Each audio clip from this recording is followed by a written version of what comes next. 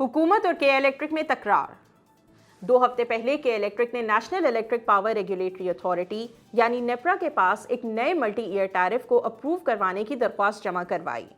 इस नए टैरिफ के तहत सारिफीन के लिए 2024 से 2030 तक बिजली 3 से 6 रुपए महंगी होगी। नेपरा ने तो फिलहाल इस दरख्वास्त पर सुनवाई नहीं की, पर इस पर हुकूमत का सख्त रद्द अमल आया है। हुकूमत का कहना है कि के इलेक्ट्रिक ने इस दरख्वास्त में अपने अखराजात बढ़ाकर बताए हैं और अपने सारिफीन के मफादात को मद्देनज़र नहीं रखा। हुकूमत के मुताबिक के इलेक्ट्रिक की आने वाले सालों की डिमांड की कैलकुलेशंस माजी के रुझान से मुख्तलिफ और ज़्यादा है, जबकि बिजली महंगी होने की वजह से माली साल 2023 में के इलेक्ट्रिक की डिमांड बढ़ने के बजाय कम हुई थी। इसके अलावा हुकूमत का कहना है कि के इलेक्ट्रिक को बाकी कुछ बिजली कंपनियों की तरह अपना मुनाफा डॉलर से डीलिंक कर देना चाहिए और 50% बिजली खुद बनाने के बजाय हुकूमत की सेंट्रल पावर परचेजिंग एजेंसी से खरीदनी चाहिए ताकि उसके सारिफीन का फ़ायदा हो। हुकूमत का मजीद ये कहना है कि के इलेक्ट्रिक इस मल्टी ईयर टैरिफ को 10 रुपये कम कर सकती है। क्या ये वाकई सच है?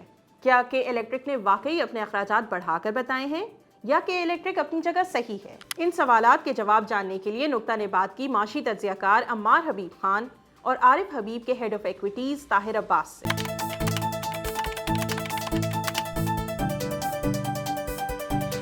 देखिए, इसमें दो ब्रॉड चीज़ें हैं। एक तो ये कि जो फाइनेंशियल एजम्पशंस जो है अगले माली साल के लिए ली गई हैं उसमें वेरिएशन हो सकती है, जिसमें डिमांड ग्रोथ में कम या ज़्यादा होना, इसके अलावा करेंसी जो डेप्रिसिएशन है उसकी एजम्पशन को देखना, इसके अलावा फ्यूल कॉस्ट में जो एजम्पशन ली गई है उसको देखना, इसके अलावा मोस्ट इम्पॉर्टेंटली जो डिस्पैच ग्रोथ है जो कि डिमांड ग्रोथ है उसमें वेरिएशन हो सकती है।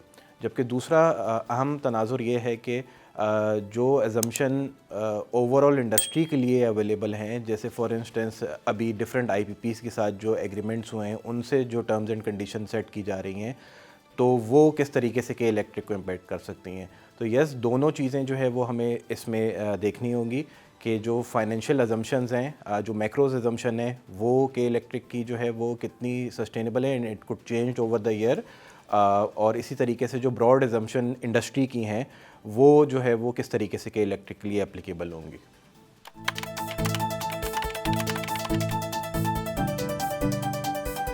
फाइनेंशियल अजम्पशंस हैं जिसमें जो डिमांड ग्रोथ आ जाती है, इसके अलावा जो करेंसी की डिप्रिसिएशन है, जो इंटरेस्ट रेट की अजम्पशन है, ये ऐसी चीज़ें हैं जो कि ऑब्वियसली डिबेटेबल होती हैं और इवन नेपरा के लेवल पे भी जो है वो टाइम टू टाइम बेसिस पे रिवाइज़ की जाती हैं।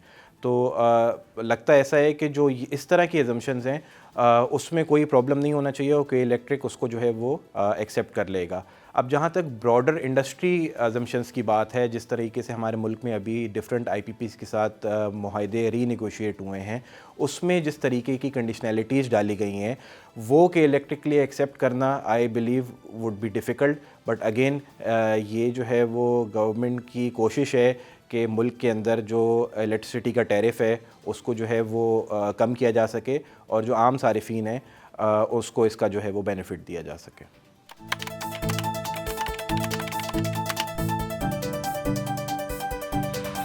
देखिए, इसमें ऐसा है कि हमारे मुल्क में जो इस वक्त टैरिफ है वो पूरे मुल्क में ऑलमोस्ट एक टैरिफ है। सो बेसिकली एक के इलेक्ट्रिक का टैरिफ होता है और एक नेपरा का टैरिफ होता है।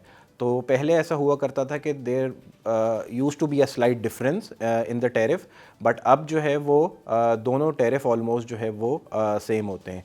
बट जिस तरह गवर्नमेंट फेडरल लेवल पे कोशिश कर रही है, नेपरा कोशिश कर रहा है और मिनिस्ट्री ऑफ पावर कोशिश कर रही है कि ओवरऑल टैरिफ को जो है वो नीचे लाया जा सके, जो कि हमारी जो आईपीपीज़ के साथ एग्रीमेंट्स हैं उसके थ्रू जो है वो सेविंग लाई जा सके और there are other variety of ways जिसके थ्रू जो है वो टैरिफ को कम किया जा सके।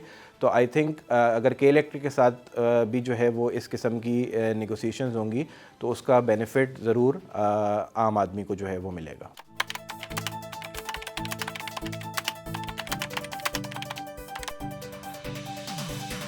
देखिए, इसमें सिंपल सा मैकेनिज़्म है। अगर हमारी जो ग्रिड की कॉस्ट है वो कम है और के इलेक्ट्रिक ग्रिड से ज़्यादा ले रहा है तो के इलेक्ट्रिक का ऑब्वियसली टैरिफ जो है वो लोकल जो कराची के कस्टमर्स हैं उनके लिए बेहतर होगा, आई मीन कम होगा। बट अगर ग्रिड की कॉस्ट के इलेक्ट्रिक की अपनी वेटेड एवरेज कॉस्ट से ज़्यादा है तो वो फिर ऑब्वियसली वो नेगेटिव हो जाएगा। अब जहाँ तक बात है जो रिन्यूएबल एनर्जी है, तो ये तो एक गवर्नमेंट का बहुत क्लियर डायरेक्शन है कि अब ऑब्वियसली मुल्क में जो है वो हमें एडिशनल कैपेसिटी की ज़रूरत नहीं है, we are already surplus in capacity. तो अब कंपेटिटिव बिडिंग के थ्रू जो है वो रिन्यूएबल कैपेसिटी जो है वो इंस्टॉल की जाने का प्लान है, और उसी सिलसिले में के इलेक्ट्रिक ने जो है वो 1-2 MOUs और एग्रीमेंट्स जो हैं वो साइन किए हैं। बट आगे जाते हुए लगता है ऐसा है कि जिस तरीके से डिमांड ग्रोथ आएगी और जो हुकूमत मेजर्स ले रही है to low down the tariff, तो उसका बेनिफिट अक्रॉस द बोर्ड जो नेपरा के सारिफीन हैं पूरे मुल्क में उसको भी, और जो कि इलेक्ट्रिक के सारिफीन हैं उनको भी होना चाहिए।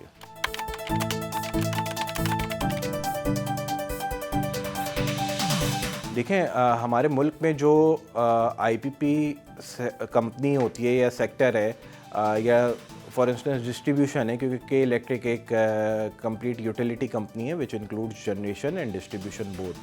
तो इनका जो प्रॉफिटेबिलिटी ड्राइव हो रही होती है वो मोस्टली कुछ ऐसा रिटर्न इनको दिया जाता है जिसकी बेसिस पे जो है वो हो रही होती है। फिर इसके अलावा there are variety of KPIs which they need to meet to effectively increase their profitability. So बहुत ज़्यादा फ़र्क नहीं पड़ेगा कंपनी की प्रॉफिटेबिलिटी पे, क्योंकि अगर फॉर इंस्टेंस मेरी एजम्पशन इंटरेस्ट रेट की पहले 20% थी, अब वो कम होकर 13% हो रही है, तो वो ऑब्वियसली पहले 20% मैंने बैंक को लाइक एज अ कंपनी मैंने पैसे देने थे और अब जो है वो मैंने 13% देने, तो that's a pass on item. So broadly speaking जो किसी भी IPP का या to an extent utility company की प्रॉफिटेबिलिटी चूँकि रिटर्न ऑन एक्विटी से ड्राइव हो रही होती है, तो उसका बेनिफिट उसको वहाँ पे उस पर कोई बहुत ज़्यादा इम्पेक्ट नहीं पड़ता। जबकि दूसरी तरफ जो KPIs हैं, those KPIs are very important in a way के दो बड़े KPIs हैं जिसकी वजह से कि इलेक्ट्रिक की प्रॉफिटेबिलिटी इम्पेक्ट हो सकती है। पहला KPI ये है कि जो उनकी फ्लीट एफिशिएंसी है उसको वो जितना इन्हेंस करेंगे, जितना इंक्रीज़ करेंगे, उनकी प्रॉफिटेबिलिटी उससे जो है वो पॉजिटिवली इम्पैक्ट करेगी। और दूसरा ट्रांसमिशन एंड डिस्ट्रीब्यूशन लॉसेज वो जितना कम करेंगे उनकी प्रॉफिटेबिलिटी उतनी जो है वो बेहतर होगी। टैरिफ डिटर्मिनेशन का जो प्रोसेस होता है उसमें एसेंशियली कोई कॉस्ट प्लस बेसिस पे होता है, यानी कि जितनी भी आपकी कॉस्ट इंकर हुई है उसको कैप्चर किया जाता है। मगर ज़रूरी ये है कि कॉस्ट जो है वो एक प्रूडेंट तरीके से और एक वो कैप्चर हुई है, क्योंकि वो सारी चीज़ कंज्यूमर को पास ऑन होती है। तो बात ये नहीं है कि जी एक्सेप्टेबल होगा या नहीं होगा, बात ये है कि अगर कुछ जस्टिफाई हो सकती है कि ये प्रूडेंटली चीज़ हो रही है और इसको किसी तरह अवॉइड नहीं किया जा सकता है, किसी किस्म में डबल काउंटिंग नहीं हो रही, तो सर्टनली वो चीज़ एक्सेप्ट होगी। हाँ, अगर ये है कि प्रूडेंटली कोई चीज़ कैप्चर नहीं हो रही और जो है उसमें कोई डबल काउंटिंग का आंसर आ रहा है या कोई जो है कॉस्ट एक्सेसिव कॉस्ट है उसका आंसर आ रहा है, तो वो चीज़ जो है एक्सेप्ट नहीं होगी। बेस टैरिफ रिक्वेस्ट अगर नीचे जाती है, अगर जैसे नेपरा की डिटर्मिनेशन है उसके हिसाब से बेस टैरिफ रिक्वेस्ट अगर कम होती है तो उसमें जो है गवर्नमेंट ऑफ पाकिस्तान की जो टैक्स सब्सिडी होती है वो बचेगी, क्योंकि हर साल जो है हुकूमत पाकिस्तान जो है वो एक यूनिफॉर्म टैरिफ के थ्रू जो है सब्सिडी देती है KE को, जिसके थ्रू जो है एक फ़्लैट टैरिफ आता है। अगर उस तरह वो जो KE का जो टैरिफ है वो कम होगा, इस तरह हुकूमत पाकिस्तान की सब्सिडी कम होगी। इसी तरह जो लोग जो कंज्यूमर हैं कराची के, उनके बिल भी ऑटोमेटिकली इससे कम होंगे।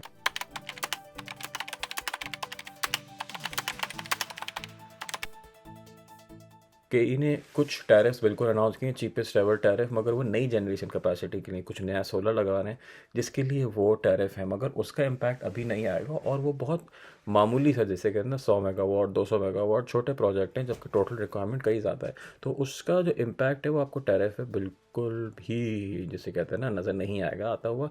हाँ, आगे जाके अगले 4 से 5 साल में उसको थोड़ा इम्पैक्ट नज़र है, मगर इन इंटरिम कोई ऐसा कोई मेजर इम्पैक्ट उसका नहीं है। ट्रांसमिशन और डिस्ट्रीब्यूशन लॉसेस जो है, कुछ टेक्निकल लॉसेस होते हैं, कुछ एक्चुअल रिकवरी के लॉसेस होते हैं। जो टेक्निकल लॉसेस हैं उसको कोशिश किया जा रहा है कम से कम करें। इनफैक्ट KE के टैरिफ में जो है वो भी इसी तरह बात की जा रही है कि जो रिकवरी हो गई थी, जितनी बेहतर रिकवरी थी 2023 तक, उसको आगे कंटिन्यू किया जाए। जहाँ तक रिकवरी की बात है कि जी जो थेफ्ट है उसके जो लॉसेस हैं उनकी रिकवरी किस तरह करें, तो वो एक प्रोविंशियल इशू है। उसका तरीक़ेकार सिंपली ये होना चाहिए कि जी जो भी पब्लिक डिस्कोज हैं वो उनको प्रोविंसेस को ट्रांसफ़र किया जाए, क्योंकि law and order is essentially the provinces responsibility, और उसकी तहत जो है रिकवरी बेहतर करने की कोशिश करें। अभी होता क्या है कि जी law and order province responsibility, electricity transmission या distribution is the federal government responsibility, इसीलिए no one is able to essentially improve overall collection. तो थोड़ा सा इंसेंटिव अलाइनमेंट जो है इसमें ज़रूरी है।